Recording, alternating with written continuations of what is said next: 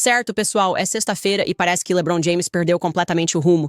Ele não quer que as pessoas percebam que seu filho não está tendo um bom desempenho no nível da NBA, no nível da liga principal, o que, aliás, não deveria surpreender ninguém, porque, como eu percebi, muitas pessoas já notaram isso. O filho dele já não estava indo bem antes da NBA, então isso é um pouco de nepotismo. Nós vamos falar sobre isso. Aparentemente, ele surtou porque ninguém pode criticar o filho dele. Ninguém pode criticar o Bronny. E aí ele surtou com o Stephen A. Smith à beira da quadra. E isso está viralizando e é interessante. Além disso, sim, pessoal, eu vi seus e-mails e suas marcações no X sobre o tweet do co-CEO do Daily Wire, Jeremy Boring, que as pessoas estão razoavelmente deduzindo que seja sobre mim, Theo Von e Ian Carroll no Joe Rogan. Então, é claro que vou dar a minha resposta a esse tweet. Tudo isso daqui a pouco no Candace.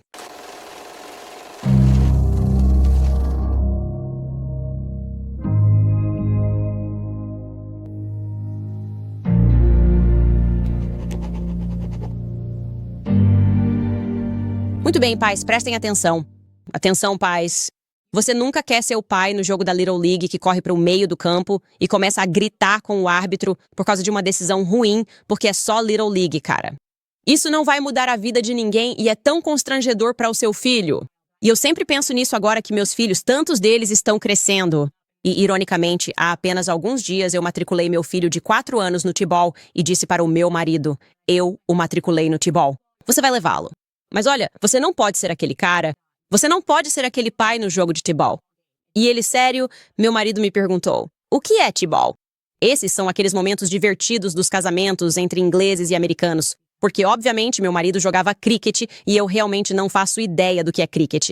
E ele genuinamente nunca tinha ouvido falar de T-ball, mas é claro que ele não seria essa pessoa. E além disso, quero dizer isso aos pais. Por favor, não pressionem seus filhos a fazerem o que vocês fazem na vida.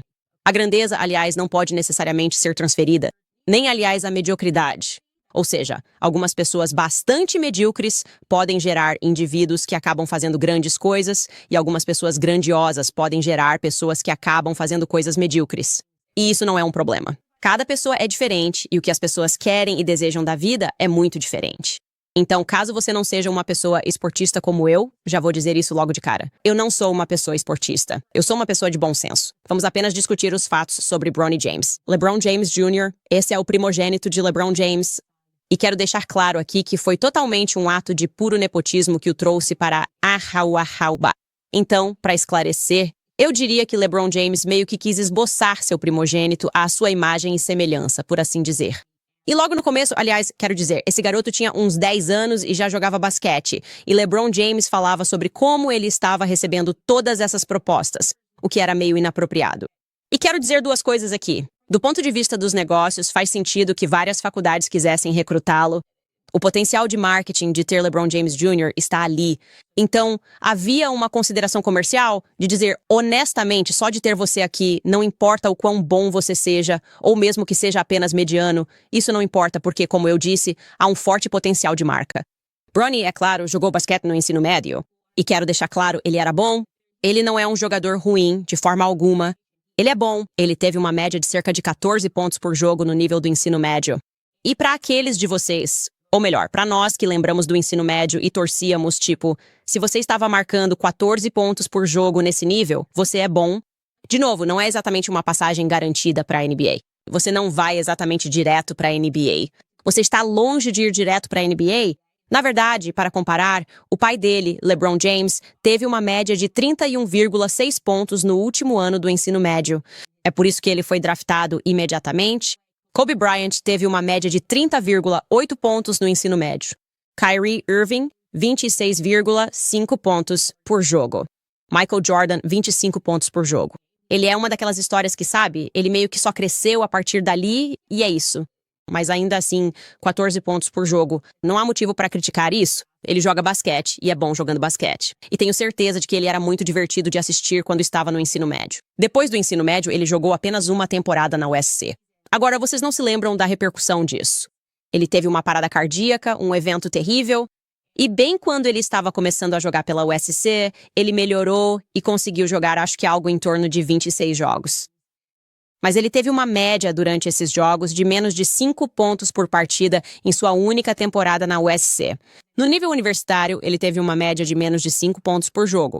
E aparentemente, isso foi tudo do que a NBA precisava ver? Ok, quero deixar claro aqui que nem mesmo LeBron James pode negar que o que aconteceu em seguida foi um ato puro de nepotismo. Porque em 2022, LeBron James disse ao The Athletic, abre aspas, "Meu último ano será jogado com meu filho.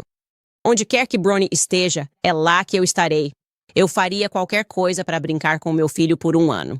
Não se trata de dinheiro nesse momento. Então, o que ele está dizendo? Ele está dizendo, esse é meu sonho. Eu, LeBron James, o pai, esse é meu sonho. Eu nem me importo com o dinheiro. Eu só quero aquele momento de brincar com meu filho. E claro, isso é fofo. Eu adoro um conto de fadas de pai e filho jogando juntos. Mas fingir que ele não disse isso, fingir que isso não aconteceu, fingir que não houve nenhuma consideração pelos Lakers ou qualquer time que estivesse de olho no LeBron James, que ele está dizendo que não importa o que aconteça, isso precisa acontecer ou ele não vai jogar. Isso é um absurdo. Agora você só está manipulando o público. Certo, de fato, em 2024, Bronny assinou um contrato de 4 anos no valor de $7.9 milhões com o Los Angeles Lakers. Ele foi a 55ª escolha do draft da NBA. E se você está se perguntando se houve outros motivos por trás dessa escolha, bem, posso te dizer o seguinte. Ele foi escolhido exatamente no mesmo dia em que LeBron James concordou com uma extensão de contrato com o Los Angeles Lakers. Isso os tornou a primeira dupla de pai e filho na história da NBA. E para ser claro, foi mais ou menos isso. Era a história. Eles queriam a história. Eles não se importavam com a praticidade, com os possíveis filmes que seriam escritos, com os roteiros de filmes que poderiam ser escritos no futuro. Eles queriam os sentimentos. Eles realmente não se importavam muito com os fatos naquele momento, de forma alguma. Não me importo com o dinheiro. Eu quero fazer isso acontecer, ok? O sonho de LeBron James foi realizado. Repito, o sonho do pai de LeBron James se realizou em outubro, quando, no dia de abertura da temporada dos Lakers, ele pôde jogar com o filho. E as manchetes daquele momento encontraram as emoções do momento. Aqui está a cobertura da imprensa naquele dia, via Associated Press. Citação. LeBron James e Bronny James se tornaram o primeiro pai e filho a jogar na NBA juntos na terça-feira à noite, durante a abertura da temporada do Los Angeles Lakers. LeBron e Bronny entraram juntos no jogo com 4 minutos restantes no segundo quarto, provocando uma grande ovação da torcida em casa, ciente da importância desse marco. LeBron já havia começado o jogo e jogado 13 minutos antes de se juntar ao seu filho de 20 anos para fazer história. Ok, lindo. Adoro isso. Obviamente, LeBron James é o maior pontuador da história da NBA aos 39 anos, enquanto LeBron James Jr. foi uma escolha de segunda rodada dos Lakers no último verão. Como eu disse, eles reiteraram nesses artigos que foram o primeiro pai e filho a jogar na principal liga de basquete do mundo ao mesmo tempo, ainda mais na mesma equipe. Isso é simplesmente uau. Isso é incrível. Mas é o seguinte, os fatos sempre acabam alcançando os sentimentos. O sonho, por assim dizer, acaba encontrando a realidade. É claro que as pessoas vão notar que seu filho simplesmente não é você em algum momento. E que você basicamente está se iludindo ao fingir que seu filho é tão incrível e digno de jogar ao seu lado na liga principal. Agora, devo deixar claro que Bronny está jogando principalmente pelo time da Liga G dos Lakers, o South Bay Lakers.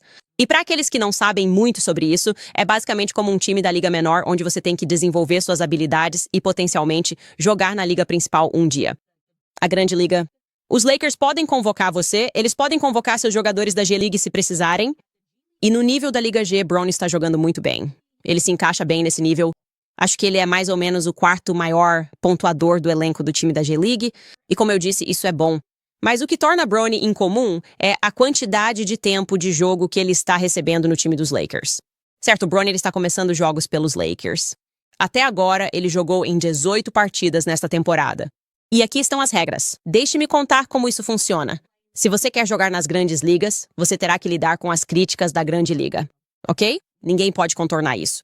Você não pode dizer que meu pai é LeBron James e ele diz que eu não deveria ter que ouvir nenhuma crítica. Recentemente, em 28 de janeiro, Bronny jogou novamente pelos Lakers ao lado de seu pai contra o Philadelphia 76ers. E ele jogou por 15 minutos seguidos e não marcou um único ponto. Agora, aparentemente, de acordo com Stephen A. Smith, existe uma espécie de regra tácita de que, mesmo no mundo dos comentários esportivos, não é permitido criticar o filho de LeBron. Ok? E Stephen A. Smith, obviamente, é um comentarista esportivo há muito tempo. Ele disse a verdade sobre a performance de Bronny. Ele disse que começou a receber uma enxurrada de mensagens de texto de pessoas dizendo que ele não podia fazer aquilo. Você não pode questionar. Porque ele está olhando para a situação e pensando por que o pai dele está fazendo ele passar por isso. Você sabe, agora ele está no nível da NBA. É claro que vai haver críticas. E você não pode simplesmente chorar para sair dessa. Seu filho será criticado se você não marcar um único ponto em 15 minutos. É temporada de caça. E aqui está o que Stephen A. Smith diz especificamente que eventualmente deixou LeBron James irritado. Ouça. Eu não sou uma pessoa que teve problema com Bronny James estar em quadra na abertura da temporada com LeBron James. Foi um momento fenomenal ver um pai em quadra com seu filho que tem aspirações na NBA, jogando juntos pela primeira vez na história da NBA. Os Griffins no beisebol, Ken Griffey, Sênior e Júnior, estavam presentes para isso. Foi um momento especial. Minha posição sempre foi que esse deveria ter sido o único momento em que vimos Bronny James com o uniforme dos Lakers nesta temporada. Porque ele não está pronto. Não estou aqui para dizer que ele não estará pronto. Não estou aqui para dizer que ele não será um jogador da NBA. Não estou aqui para dizer que ele deve desistir de seus sonhos e aspirações. Acho que o garoto tem potencial. Acho que o garoto estará na NBA um dia. Eu o assisti na D-League fazendo o seu trabalho. Acho que ele vai ficar bem eventualmente, mas ainda não é o caso. E como ainda não é o caso, e aí você vê alguns desses números, acabo me pegando olhando para LeBron James em vez de Bronny James, porque LeBron é o gênio do basquete. LeBron é um dos 2 maiores jogadores da história do jogo. LeBron já esqueceu mais sobre basquete do que a maioria das pessoas jamais saberá. Então, não importa o que pensemos sobre o Bronny, ele sabe mais. Mas você vê o que vê. Bronny James jogou em 13 partidas da NBA, senhoras e senhores. Ele tem uma média de 0,3 pontos, 0,3 assistências e 0,4 rebotes. Ele acertou 1 de 16 arremessos de quadra em sua carreira na NBA e 0 de 7 nas bolas de 3 pontos. E ele está jogando no primeiro quarto de um jogo da NBA. Realmente? E todo mundo quer dar uma olhada. E LeBron não tem nada a ver com isso. Sim, ele realmente não disse ao J.J. Redick para colocá-lo no jogo. Eu entendo completamente tudo isso, mas vamos lá. Por favor, não estou sendo excessivamente cruel com o Bronny. Estou olhando para fora. Você quer assim? LeBron? Concordo totalmente com esse comentário. E, a propósito, devo esclarecer. Ele jogou no primeiro quarto, então não foi titular, mas jogou no primeiro quarto e os resultados foram desastrosos. Ok? Você joga 15 minutos e não marca nenhum gol. E mesmo que você diga que alguém pode ter uma noite ruim, tudo bem, mas você tem que permitir que os comentaristas esportivos façam o trabalho deles, ok? Você tem que permitir que eles digam coisas que ninguém diz para o Tom Brady quando ele jogava como quarterback, se ele tivesse um jogo terrível. Bem, ele é só... Você não pode falar nada sobre ele porque esse é o pai dele. É completamente ridículo. Sobre o que você está falando de novo. Se você está tentando argumentar, LeBron, que seu filho está pronto para jogar nas grandes ligas, então ele tem que estar pronto para lidar com as críticas, certo? É assim que as coisas funcionam. Mas LeBron James disse que não, ninguém fala do meu filho de novo. Aparentemente, essa é uma regra não escrita. Ele quer chorar, jogar a bola no chão e ir embora para casa. É isso que LeBron James quer fazer. Ele fica tipo, ninguém pode falar nada. Eu sou dono dessa liga. Eu marquei tantos pontos. Ele está só chorando como um bebê. Isso foi completamente ridículo. Ele era um homem grandalhão, chorando como um bebê, tentando proteger os sentimentos do filho. O que ele está aprendendo na vida com você? Então, na noite passada, LeBron James decidiu intimidar Stephen A. Smith na lateral da quadra de um jogo dos Lakers. Stephen A. Smith estava sentado à beira da quadra com Air Emanuel. Sim, aquele Air Emanuel do Justin Boloneia, Baldoni e Larry David. Todo mundo gosta do Larry David. E ele encontrou um momento e decidiu: eu vi aquele vídeo e agora vou me aproximar de você. Aqui está um trecho disso. Se você está ouvindo isso em áudio, vai ter que assistir no YouTube ou no Rumble. Mas eu vou apenas mostrar o vídeo e comentar por cima.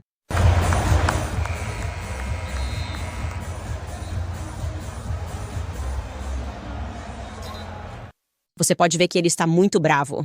E as redes sociais determinaram, você sabe, esses especialistas em leitura labial, e realmente parece que ele diz exatamente isso, que ele falou, deixa meu filho fora dessa merda, cara.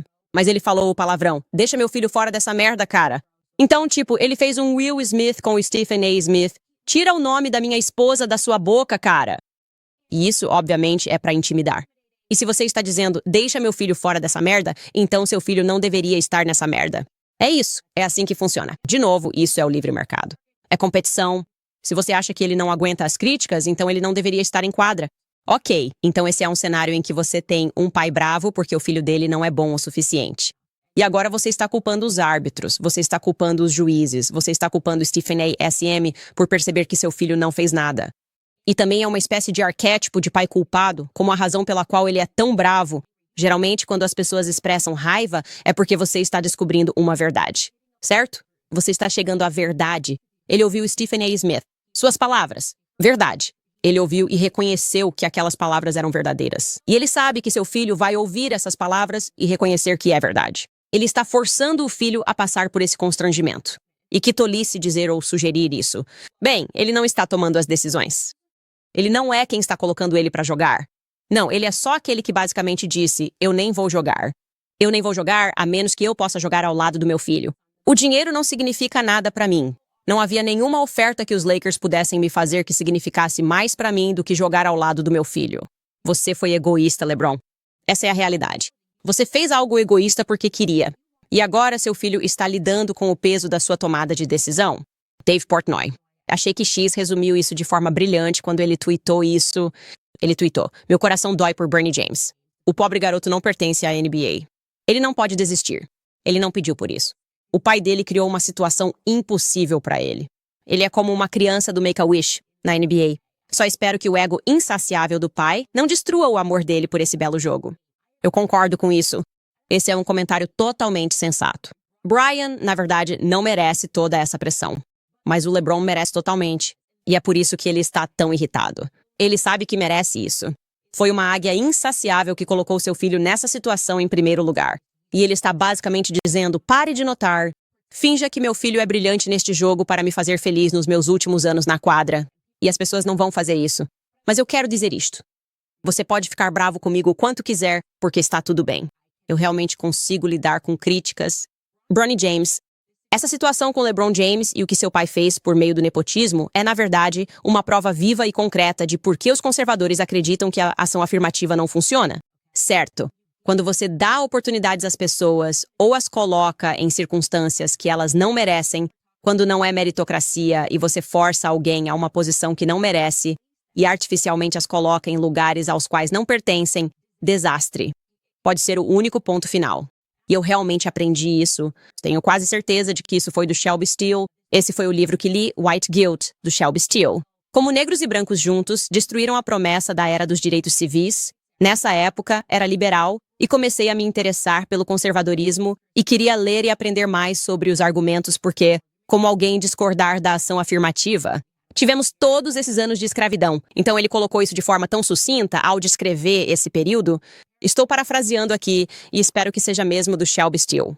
Não de um livro do Thomas Sowell que eu li e estou confundindo.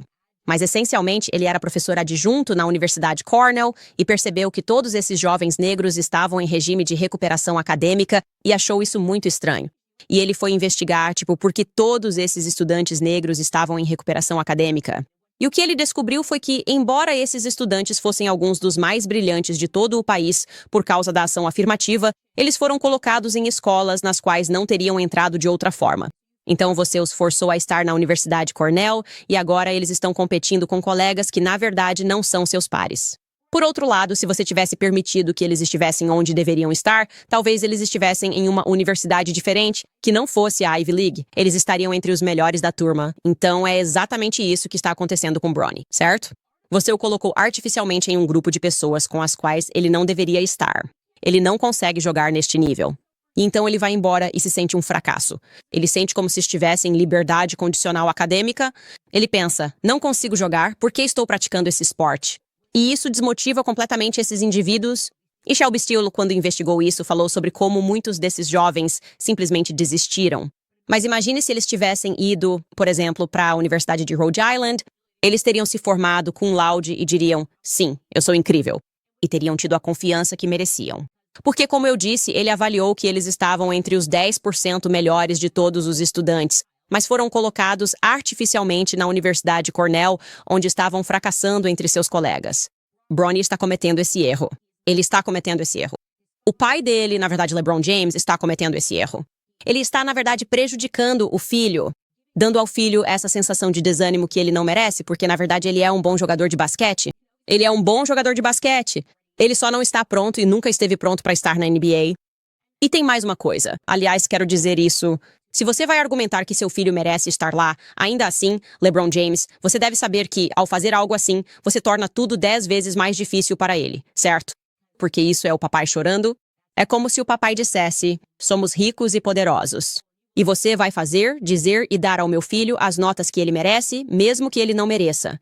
E agora ele tem que voltar para o time da G-League. Todo mundo assistiu a esse momento? Todo mundo sabe que esse momento é sobre ele. E o que você acha? Como é que se sente quando o pai surta no jogo da L-League e grita com alguém, o comentarista, o juiz, seja quem for?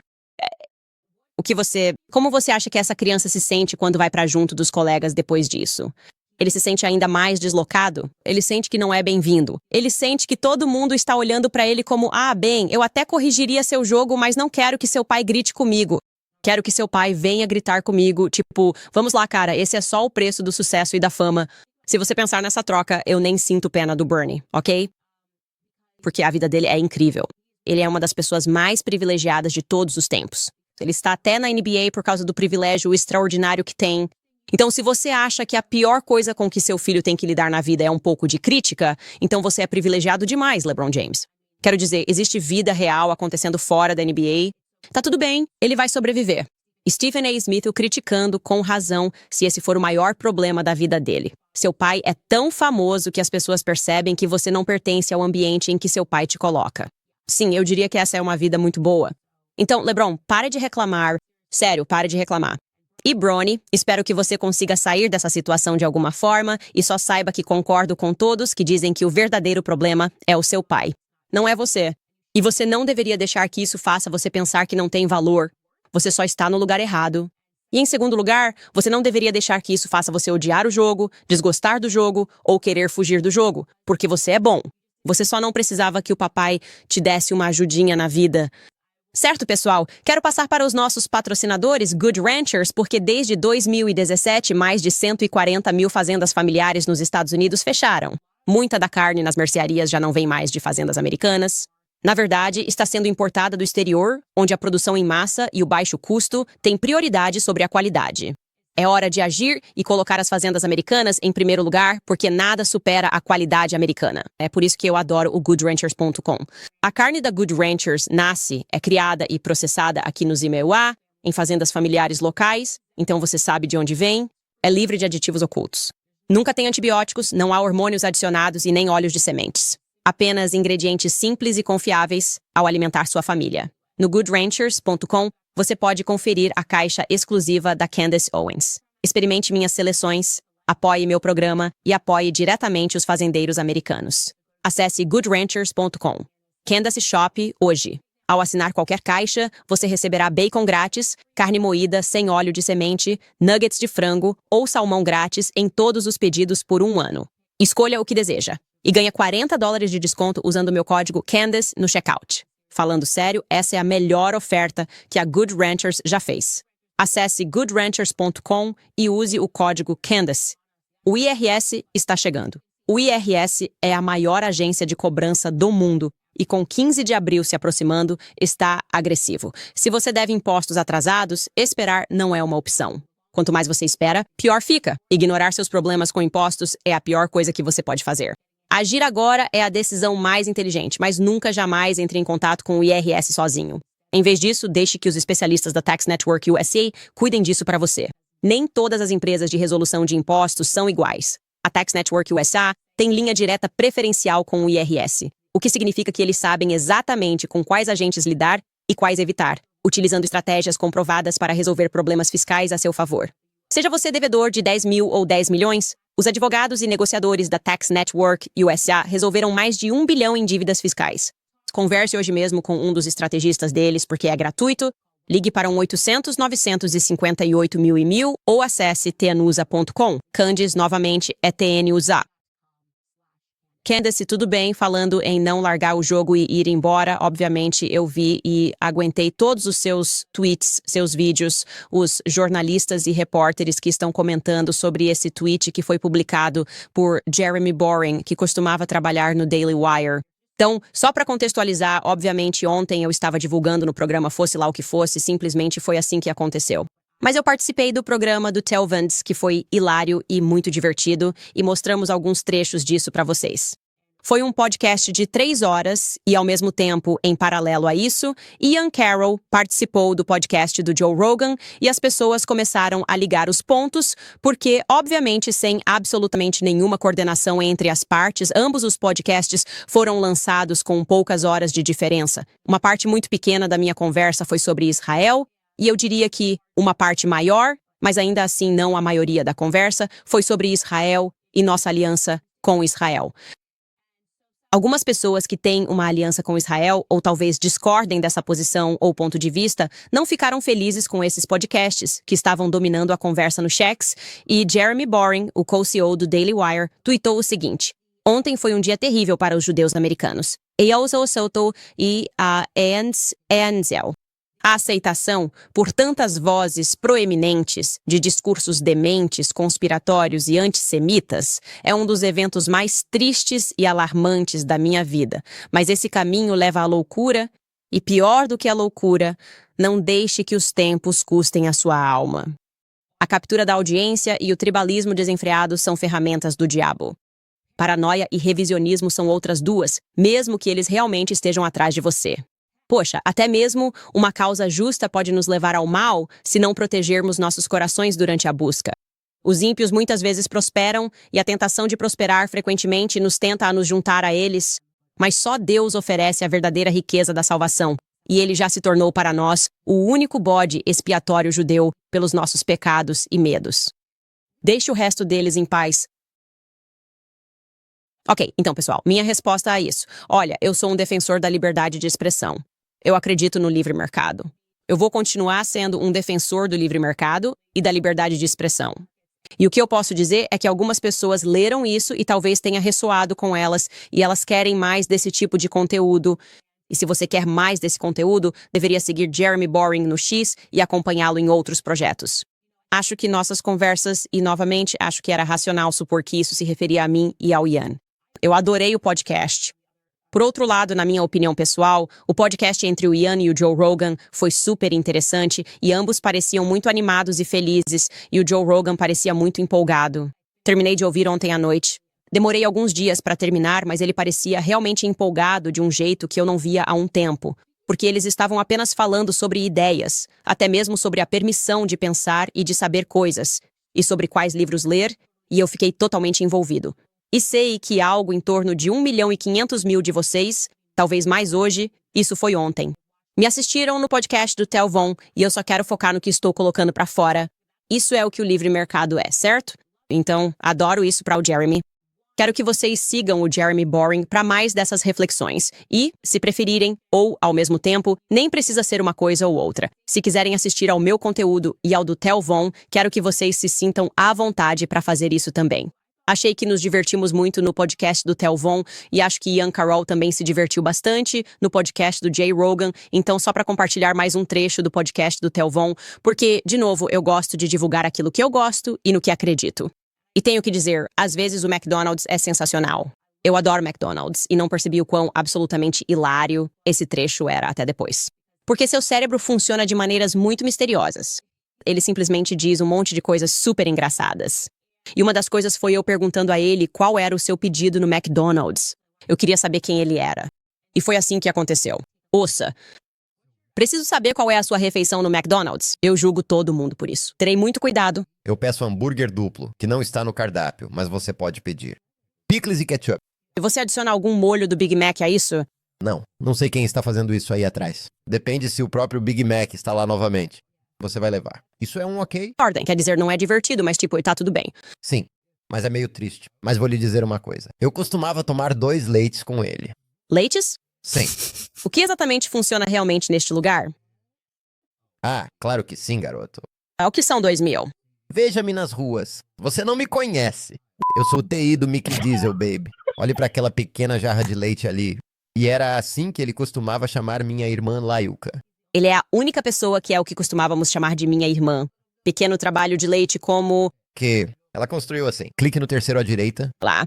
Ninguém na história do McDonald's jamais recebeu a jarra de leite, exceto Tel Von. Eles mantiveram isso no menu até a meia-noite. Você não pode pedir mais de 2. Isso é uma loucura. O quê? Sim, isso é Aylar. Causa... Eles só têm uns 10, porque ninguém os encomenda. Então, se você pedir mais de 2, eles ficarão parados na porcaria. Aqui mesmo. Só estou dizendo. E nós entendemos isso da maneira como vivemos. Espere, pare.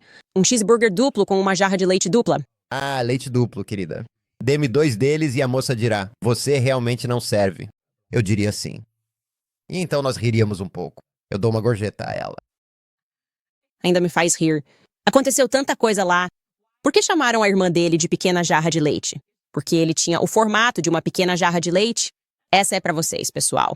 Eu acho que ele é um comediante hilário e o cérebro dele funciona de um jeito misterioso. Na verdade, meu produtor me disse que havia um tweet na internet.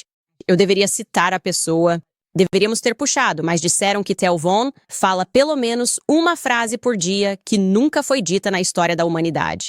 E eu acho que isso resume bem o Tel. Tipo, eu provavelmente como no McDonald's uma vez por ano viajando ou algo assim, mas eu não pediria as jarrinhas de leite. E eu acho isso mais problemático do que qualquer outra coisa. E acho que precisamos descobrir por que ele está pedindo jarrinhas de leite no McDonald's. Enfim, todos vocês adoram e espero que curtam o episódio completo. Seguindo em frente. Agora a Blake Lively vai ter que pagar o preço por um pequeno favor 2. E isso vai ser muito interessante de assistir. Acho que, claramente, a equipe de relações públicas dela já está tentando fazer parecer que ela é uma vítima e que está com medo. Ah, qual é, cara? Ela não tem medo de nada. Ela apareceu em um tapete vermelho de primeira linha, em um evento no qual ela não era obrigada a estar, na comemoração dos 50 anos do SNL, com um monte de celebridades lá, e o marido dela fez uma piada. Então isso é meio que tentar fazer o público sentir pena, tipo, nossa, agora ela tem ansiedade de sair em público. E como eu disse, às vezes suas ações precisam se encontrar com as consequências. Elas têm que se cruzar de vez em quando, né? E aí você só apresenta uma a outra e diz, olha, na verdade a gente meio que está relacionado. O Daily Mail está publicando uma manchete dizendo que ela está apavorada. Ela está absolutamente apavorada, gente. Antes da estreia de Um Pequeno Favor, os informantes, também conhecidos como a firma de relações públicas ASRPR, querem que as pessoas saibam que ela está apavorada. Mas o interessante é pensar em como isso vai prejudicar a Anna Kendrick. Ela é a colega de elenco dela em Um Pequeno Favor 2. E basicamente, e eu realmente tenho lido sobre isso, a Anna Kendrick está muito chateada com a forma como isso foi conduzido. Obviamente ela sabe que isso vai impactar o sucesso do filme, algo que ela não merece. E basicamente ela está chateada porque, aparentemente, a Blake Lively lutou para ter o nome em destaque neste filme. E essas são coisas que a gente nem considera como público. Mas até quando você vê um pôster de filme, isso é uma disputa entre as pessoas sobre quem vai estar no pôster, quem vai ser apresentado como estrela do filme, em que posição vão aparecer. Quão pequena vai ser a foto? E agora que sabemos que a Blake Lively é bastante agressiva em geral durante esses filmes e negociações, foi revelado que ela foi igualmente agressiva em relação ao filme Um Pequeno Favor também. E ela queria ser destaque de forma proeminente. Tenho certeza de que talvez ela teria uma opinião diferente sobre isso se soubesse para que lado o processo do Justin Baldoni iria em relação ao público. Mas, de fato, agora ela também está envolvida. Se você quer estar em destaque, tem que estar em destaque. E ela vai ter que desfilar no tapete vermelho. Agora, escute, quero deixar claro. Eles vão se preparar para isso de 1 milhão de maneiras diferentes. Eles vão dizer aos jornalistas o que eles podem e não podem perguntar. A equipe de relações públicas dela só vai levá-la até certos jornalistas amigáveis. Então, essa apreensão é meio que, como eu disse, só uma tentativa de fazer as pessoas se sentirem mal. E eu acho que é meio que um karma perfeito que agora exista esse aparente atrito entre ela e a Anna Kendrick, tipo, um atrito real com sua colega de elenco, porque ela queria que a Blake Lively abordasse sua batalha contínua com Baldoni e ela poderia ter desistido disso há muito tempo. Eles já estão levando isso longe demais. Obviamente, agora há esse grande elefante na sala que ninguém quer reconhecer e eles vão desfilar no tapete vermelho e não vão falar sobre isso. A não ser, é claro, que o Ryan Reynolds passe pelo tapete vermelho com ela e faça algumas piadas do Barry Reynolds, algumas piadas de Deadpool, tudo no seu estilo perfeito. Meu palpite é que ela não vai levá-lo porque ele é quase mais antipático do que ela, e que a estratégia de divulgação dela é fingir que está realmente com medo do público. Agora, quando ela era a pessoa que inicialmente queria que tudo isso fosse divulgado porque estava tão confiante em seu poder e no poder do marido, quando chegou a hora, tudo terminou conosco. Falando nisso, um processo sobre o qual o público ainda não está comentando, parece que a equipe do Justin respondeu agora a Sloan Pierre. Então, a Sloan Pierre, só para te lembrar daquele gráfico novamente, é a agência de relações públicas que representa Blake Lively e Ryan Reynolds há cerca de uma década. O que tornou aquelas mensagens de texto que Ryan Reynolds enviou tão engraçadas. Tipo, oi, é a Leslie. Oi, Leslie, não se preocupe, não vou fazer ou dizer nada sobre o Justin Baldoni. Não é isso que queremos. Não queremos nenhuma publicidade. Foi tão falso. Para mim, parecia totalmente mensagens adulteradas antes deles soltarem o artigo do New York Times para que pudessem dizer que não tinham nada a ver com isso. Obviamente, parece que eles tinham tudo a ver com aquilo. E, de qualquer forma, o pessoal da Sloan quer sair fora. E se você está prestando atenção nesses argumentos legais que estão sendo feitos, eles basicamente estão dizendo que segredos comerciais poderiam ser expostos se fossem intimados. E o Brian Friedman tem questionado: que segredos comerciais são esses que vocês estão tão preocupados em expor? Tipo, o segredo comercial de que vocês ajudaram a plantar um artigo no New York Times e foi algo desagradável? Vai ser tipo segredos comerciais, de mensagens de texto entre você e o Blake falando sobre a Taylor Swift e rindo. O que é que vamos ver que são esses segredos que vão ser expostos? Então, eles têm tentado sair discretamente desse processo, basicamente dizendo: nós não somos necessários aqui, somos apenas uma empresa de relações públicas. E é como se, na verdade, todo esse processo, como o juiz Lehman apontou corretamente ontem, se resume a relações públicas. Vocês não vão sair desse processo.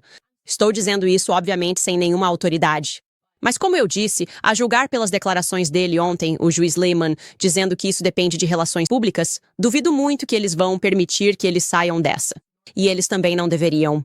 E então, em resposta a Leslie dizendo que queremos ser retiradas disso porque somos mulheres, ela continua usando esses argumentos feministas estranhos e fracos.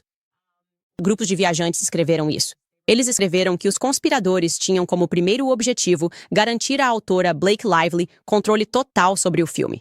Então ele diz: Leslie Sloan, você está implicada em tentar dar a ela o controle que ela queria sobre o filme. Tudo termina com, por meio de ameaças extorsivas de tornar públicas suas alegações infundadas de assédio sexual. Esse esforço foi totalmente bem-sucedido. Tendo assumido o controle criativo completo sobre o filme e seu marketing, Lively só tem a si mesma e a sua publicista Leslie Sloan, além da empresa de Sloan Vision PR Incorporated, para culpar quando seus esforços de marketing desastrosamente insensíveis para o filme arruinaram completamente sua reputação pública. Numa tentativa desesperada de salvar a reputação de Lively e escapar de sua ira, as partes Sloan conspiraram com Lively, o réu Consolidated Ryan Reynolds e a New York Times Company para transformar as partes Wayfarer em bodes expiatórios pelos problemas de Lively, segundo informações e crenças.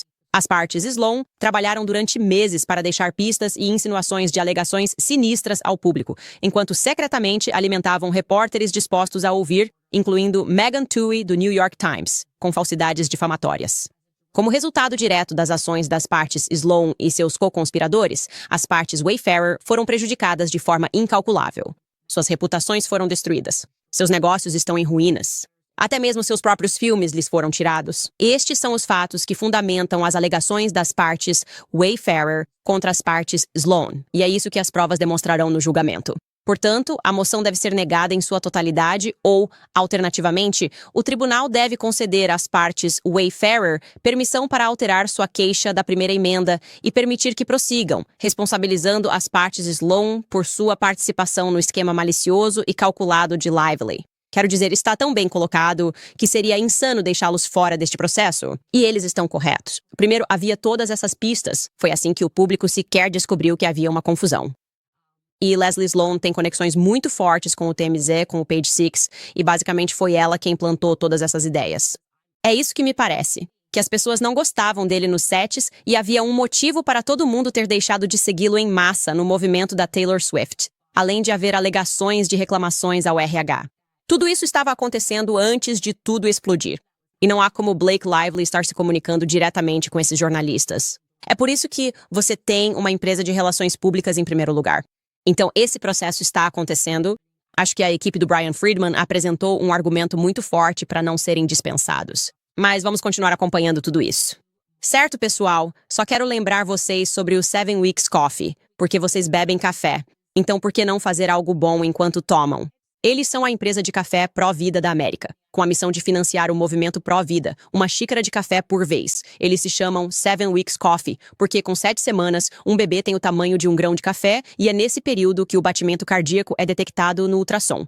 Por isso, doam 10% de cada venda para apoiar centros de atendimento à gravidez. Eles já arrecadaram mais de $800 mil para esses centros e salvaram milhares de vidas. Agora, deixe-me falar sobre o café, porque ele é muito bom. Eu sou exigente com o que coloco no meu corpo, especialmente agora, estando grávida. Seu café é livre de mofo, pesticidas, cultivado à sombra e de baixa acidez, além de ser produzido organicamente, atendendo a requisitos. Ao assinar o 7 Weeks Coffee, recebe uma eco bag de edição limitada da Quaresma, criada como lembrete diário de orar, jejuar e tomar o café 7 Weeks durante a Quaresma. Então acesse 7weekscoffee.com e economize 15% para sempre ao assinar. E mais, exclusivamente para meus ouvintes. Se você usar o código Candice no checkout, receberá um desconto extra de 10% na sua primeira compra. Ou seja, um total de 25% de desconto na sua primeira compra, além do seu brinde. Então, visite 7weekscoffee.com e use o código promocional Candice. Desculpe por ter falado 7 tão alto. Eu não sei. Minha voz simplesmente ficou muito alta naquele momento. Falando em Quaresma, o que vocês deixaram de lado para a Quaresma? Eu deixei de consumir açúcar processado e pão para os católicos que estão ouvindo. E também estou abrindo mão do meu celular nas noites de sábado até domingo. É como o meu próprio Shabat, porque acho que isso é saudável. Acho que é bom simplesmente se desligar um pouco. E isso é algo de que estou abrindo mão e que realmente vai agregar valor à minha vida. E isso é bom. É bom fazer esse tipo de coisa. E foi realmente difícil para mim jejuar na Quaresma, mas eu consegui. Fiquei muito orgulhosa de mim mesma. Tentar fazer uma grávida jejuar foi muita coisa. Enfim, vamos ver alguns dos seus comentários. O que vocês têm pra mim? Intelligent Observe, ele escreve: Eu adoro como LeBron é adorado como um deus, mas os católicos são demonizados por venerar santos. É só uma questão de tempo até que seus muitos acordos de confidencialidade venham à tona e vejamos o quanto ele é realmente um santo. Meu comentário sobre LeBron James é o mesmo sobre Taylor Swift e sobre todas essas pessoas que ficam famosas muito jovens. LeBron James é obviamente incrivelmente talentoso. Você pode odiar o jogador, mas não pode odiar o jogo. Ou nesse caso específico. Acho que estou dizendo que você pode odiar o jogo, mas não pode odiar o jogador? LeBron James é um excelente jogador, mas acho que ele também sofre de desenvolvimento interrompido. Ele literalmente foi tirado do ensino médio e transformado em uma estrela, e todo mundo começou a chamá-lo de rei.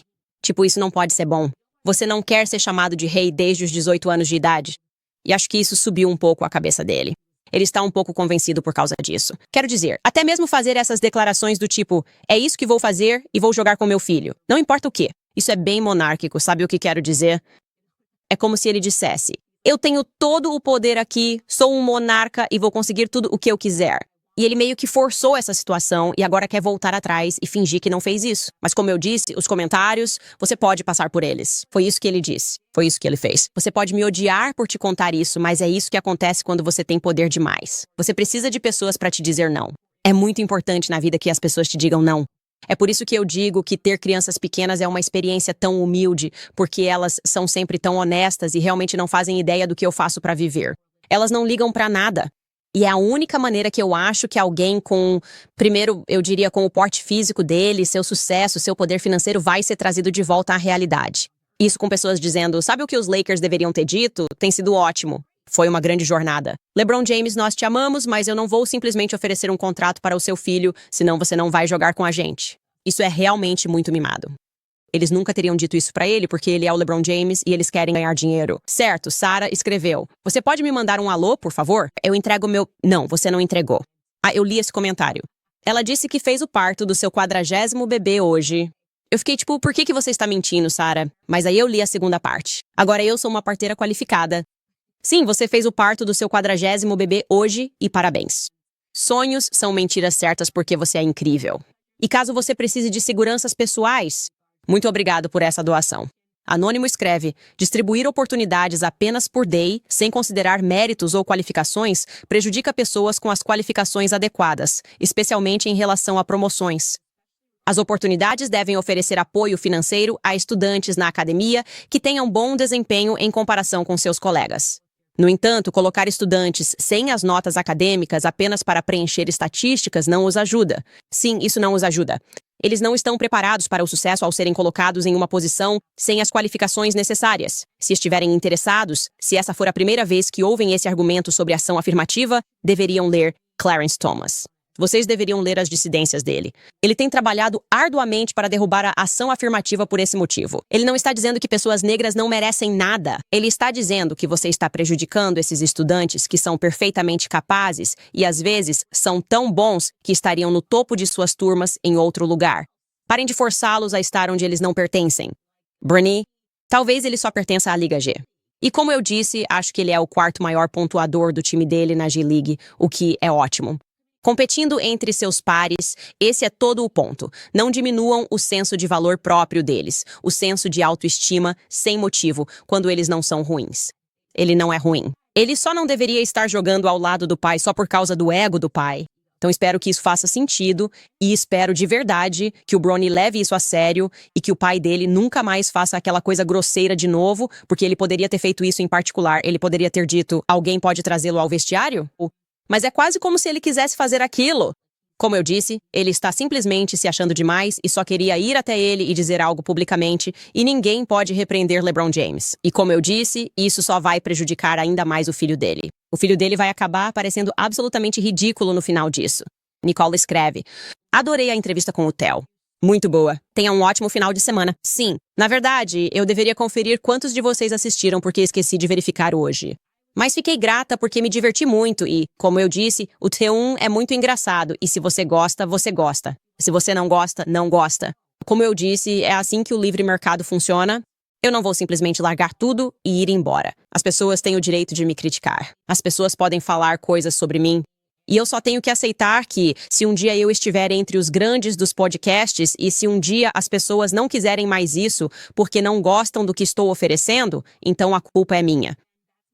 Então, eu aprecio que já tivemos um ano tão incrível e que estamos realmente nos divertindo muito. E então vamos terminar aqui. Lembrando a vocês, se quiserem acessar cannestones.com e apoiar o jornalismo independente, vocês podem adquirir meu livro. Está disponível para o Press. Sal, faça um sanduíche para eles.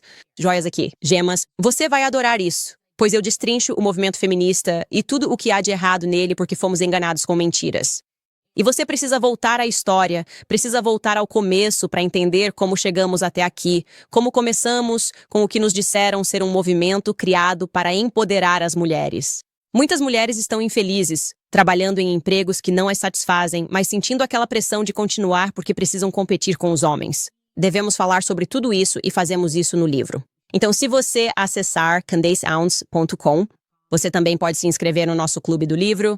Ainda estamos lendo? Acho que na próxima semana nos reunimos de novo e adivinhem, pessoal. O chat ao vivo vai estar pronto para o pessoal do meu clube do livro. Ainda estamos lendo Caos. É incrível. Eu adoro. Acho que, aliás, foi sobre isso que Joe Rogan e Ian Carroll falaram, porque Tom O'Neill participou do podcast do Joe Rogan. Esse livro é incrível. Vai realmente explodir sua mente sobre tudo. Então, mesmo que você não entre para o clube do livro e não queira conversar sobre o livro comigo, você deveria ler porque é ótimo. Mas só leia depois de ler o meu livro, que está disponível em pré-venda. Então, eu primeiro, Tom O'Neill está indo bem demais agora, e o que mais temos acontecendo no site? Mas o chat ao vivo vai ficar pronto, o que me deixa muito animada porque eu sentia que precisávamos disso e vamos continuar fazendo o Clube do Livro crescer e ficar ainda melhor, e ele já é grande, o que é incrível. Eu nunca esperei que tanta gente fosse se inscrever tão rápido, mas eu adoro isso. E aí vocês veem nos comentários aqui perguntando quando é que as coisas do Harvey vão voltar ao programa. Desculpem por ter feito vocês esperarem tanto tempo. Leva muito tempo para ler todas essas transcrições e, literalmente, ontem à noite meu menininho ficou doente. Vomitava por toda parte. Eles pegaram um vírus. Eles tinham esses brinquedos de parque indoor no Tennessee e no fim do dia ficam todos sujos. E primeiro meu filho mais velho ficou doente e depois meu filho mais novo, que tem só 1 ano e, nossa, 1 ano e 4 meses, é uma loucura. Eu realmente vou. Ele ficou doente, honestamente. E então ele ficou doente esta manhã. Literalmente 2 horas antes de entrarmos no ar, gente, vomitei no meu suéter. Eu era o Eminem, o espaguete da mamãe. Loucura, não era espaguete mãe. Era vômito de bebê, então esse é apenas o preço de ser mãe. Você só precisa ir, ok? Tudo tem que parar por um instante. Vamos deixar para a próxima semana, mas eu prometo que na segunda-feira, a menos que aconteça alguma coisa muito louca no fim de semana, terei tempo para revisar a transcrição. Estamos passando para a Jéssica, que é a segunda pessoa. Ela colocou o Harvey na cadeia por 3 anos e isso é uma loucura. Só piora. Cada história só fica mais e mais louca, e eu mantenho minha posição de que Harvey Weinstein foi condenado injustamente como um ato de justiça social para o movimento Me Too, não como um ato de verdadeira justiça, que é pelo que lutamos aqui neste programa. Certo, pessoal, nos vemos na segunda-feira.